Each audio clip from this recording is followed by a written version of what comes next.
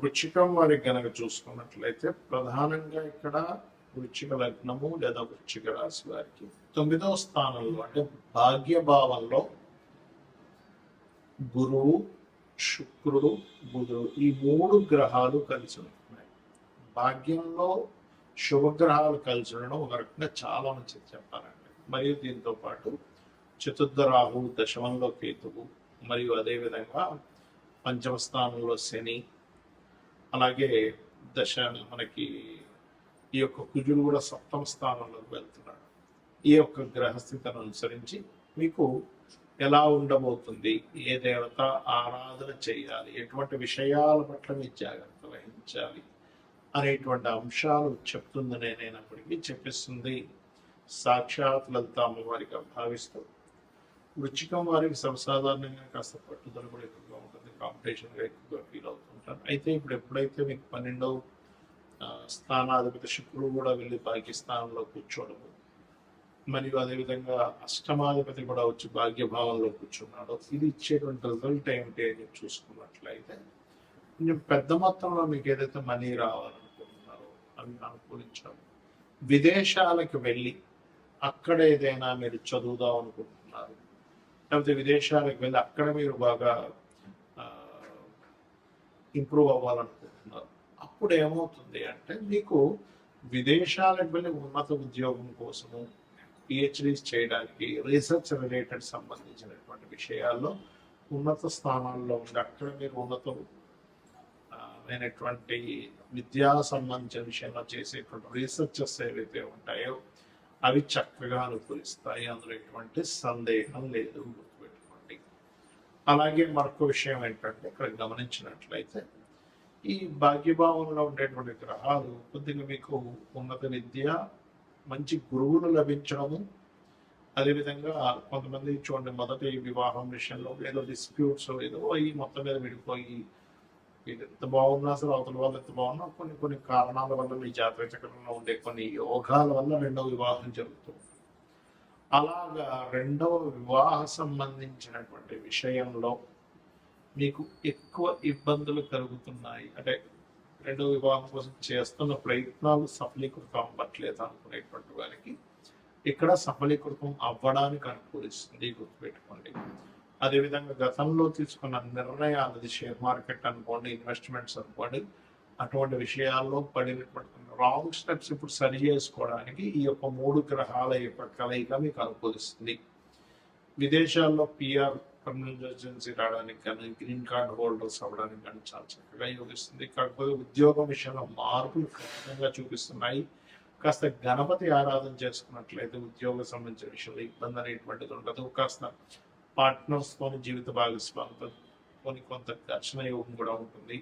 అయితే ఉద్యోగ విషయంలో మీకు బాగుండడానికి ఓం మాణిక్య ముక్తాకార జానుద్వయ విరాజితాయ అనే మంత్రం చేయుడి, అన్ని విధాల మీకు బాగుంటుంది. గ్రహాల యొక్క కలయిక ఏదైతే ఉందో ఇది గోచారంలో ఉన్నప్పుడు ఇచ్చే ఫలితాలు, జన్మజాతకంలో ఉండేటువంటి ఫలితాలు ఉంటాయి.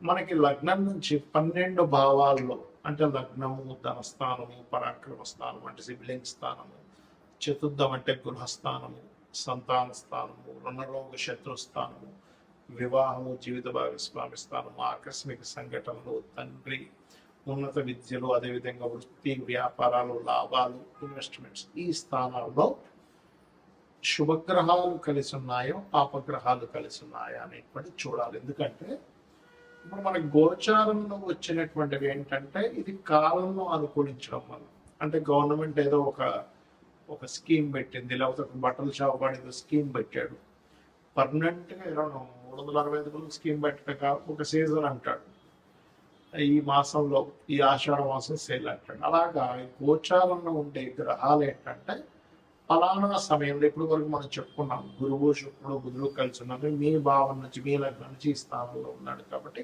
ఈ ఫలితాలు మీకు అనుకూలిస్తాయి.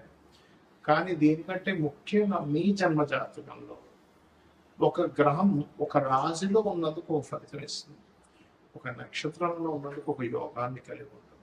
యోగము అంటే ఇంకో గ్రహంతో కలయిక, అది రాశితో కలయిక, నక్షత్రంతో కలిసి ఉందా, లేకపోతే ఇంకొక గ్రహంతో కలిసి ఉందా అనేటువంటి చూడాలి. అది ఒక గ్రహంతో కలిసిందా, 2 గ్రహాలతో కలిసిన, 3తోన, కొంతమందికి 8 గ్రహాలు అష్టగ్రహ కూటమిలో కూడా పుడతారు. అష్టగ్రహ కూటమి ఈజ్ వెరీ రేరెస్ట్ థింగ్ అన్నమాట. సో అలాగా మీ జన్మజాతకంలో ముఖ్యంగా మీరు గమనించుకోవాల్సింది ఏంటంటే 2 గ్రహాలు అవి శుభగ్రహాల పాపగ్రహాల గుర్తుపెట్టుకోండి. ఈ శుభగ్రహాలు అంటే ఏమిటి? శుభ ఫలితాలు ఇచ్చే గ్రహాలు, పాప ఫలితాలు ఇచ్చే గ్రహాలు. క్రూర గ్రహాలు శుభగ్రహాలు అంటారు. ఇవి అన్నీ కూడా ఒక్కొక్క స్థానాల్లో ఉన్నప్పుడు ఒక్కొక్క ఫలితాన్ని ఇస్తాయి. ఎలాగా అంటే అప్పుడు శుభగ్రహాలు అంటే ఏమిటి? గురువు, శుక్రుడు, బుధుడు, పూర్ణచంద్రుడు. ఓకే, ఈ 4 కూడా చక్కటి శుభగ్రహాలు. మరి పాప ఫలితాలు ఇచ్చే గ్రహాలు ఏంటంటే ఇందులో ఉన్న అర్ధపాపిని ఉంటారు. ఎవరు? రవి అర్ధపాపి, పూర్ణపాపి కాదు.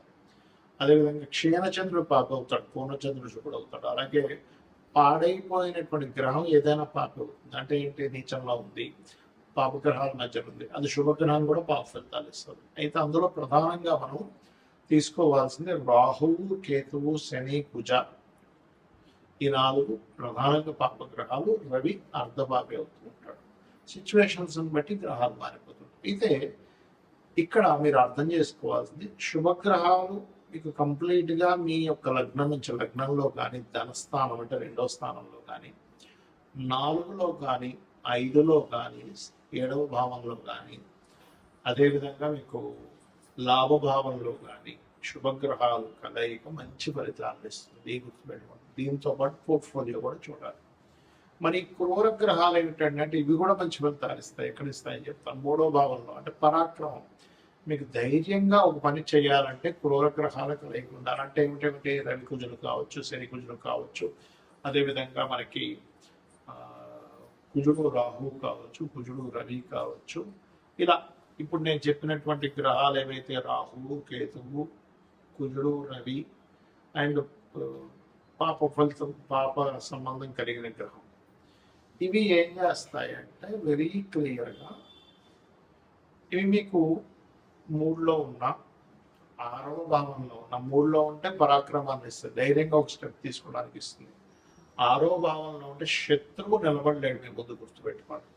6లో కుజుడున్న జాతకుడు చూడండి, ఈ శత్రువు మీ ముందు నిలబడలేడు, శత్రువు నాశనము అంటుంది శాస్త్రం. అదేవిధంగా 6వ స్థానంలో అధిక గ్రహాలు. ఇంకొక ఇబ్బంది కూడా ఉంది. ఏముంటుంది అంటే కొంచెం ఎక్కువ కర్మలు పెండింగ్ ఉన్నాయి, కొంచెం ఎక్కువ పోరాటం ఉంటుంది లైఫ్లో శుభగ్రహాలు, పాపగ్రహాలు ఉన్నది. కాకపోతే పోరాడేటువంటి శక్తిని కూడా ఆ గ్రహాలు ఇస్తాయి, గుర్తుపెట్టుకోండి. అలాగే దశమంలో కూడా పాపగ్రహాలు మంచిది, ఎందుకంటే దశమం కూడా కార్యం చేయడానికి ఉండేటువంటి ఫలితాన్ని ఇచ్చేటువంటి స్థానం. సో ఎప్పుడైతే దశమ స్థానంలో పాపగ్రహాలు ఉన్నాయో, క్రూర గ్రహాలు ఉన్నాయో, అది ఇచ్చేటువంటి రిజల్ట్ ఏమిటి అని చెప్పి చూసుకున్నట్లయితే ఖచ్చితంగా అది కూడా మంచి ఫలితాలు ఇస్తుంది, ఇచ్చి తీరుతున్నందులో ఎటువంటి సందేహం లేదు. అలాగే మరొక విషయం ఏంటంటే ఇక్కడ గమనించినట్లయితే ఇక్కడ మరి లాభంలో ఏంటంటే శుభగ్రహాలు, పాపగ్రహాలు 2 ఫలిస్తాయి. మరి 12వ స్థానంలో ఉండేటువంటి గ్రహాలు ఒకవేళ శుభగ్రహాలు ఉంటే, పాపగ్రహాలు ఉంటే ఏంటంటే అది కంఫర్ట్, విదేశాలకు వెళ్ళేటువంటి విషయం, ఇన్వెస్ట్మెంట్ చేసేటువంటి విషయం. అంటే 12వ స్థానంలో ఉండేటువంటి గ్రహాలు ఒక్కోసారి శుభగ్రహంతో, శుక్రుడితో చేసిన పాపగ్రహాలు అనుకోండి, అలవాట్లు, కొంచెం వ్యసనాలు అలవాట్లు ఎక్కువ అవుతుంటాయి. అంటే వ్యసనాలని, ఇన్వెస్ట్మెంట్స్ని, అదేవిధంగా మీరు విదేశాలకు వెళ్ళేటువంటి అంశాన్ని 12వ భావం చెప్తుంది. కాబట్టి ఆ యొక్క విషయాన్ని జాగ్రత్తగా ఉంటాయి. మరి 2వ స్థానంలో శుభగ్రహాలు ఉన్నాయి, మంచి ధనవంతుడు అవుతాడు. కలయిక ఎక్కువ గ్రహాలు, శుభగ్రహాలు కలయిక. పాపగ్రహాలు కలయిక ఉందనుకోండి, కుటుంబ సభ్యులతో ఎప్పుడు ఏదో ఒక పేచి, కుటుంబ సభ్యులు ఇతనికి సపోర్ట్ చేయకపోవడం, లేకపోతే ఇతను కుటుంబ సభ్యులతో కలవలేకపోవడం అనేటువంటిది జరుగుతూ ఉంటుంది. కాబట్టి ఎప్పుడూ కూడా శుభగ్రహాలు, పాపగ్రహాలు 2 మంచివే, కానీ అవి ఎక్కడ ఉంటే ఎటువంటిది అనేటువంటి చూసుకోవాలి. ఎలా అంటే ఇప్పుడు చిన్న ఎగ్జాంపుల్ చెప్తాను. మాకు మెడ దగ్గర మూవింగ్ అయ్యేటువంటి మజిల్ ఉండాలి, అంతేగాని స్టిఫ్గా ఈ చేయి దగ్గర ఉన్నట్టుగా స్టిఫ్గా ఉండేది అంటే ఇక్కడ పనికిరాదు. ఎందుకంటే చూడలేము, తిరగలేము, మాట్లాడలేము, అటు ఇటు తిప్పలేము. అంటే ఇది మూవింగ్ అయ్యేలా ఉండాలి, అంతే కదా.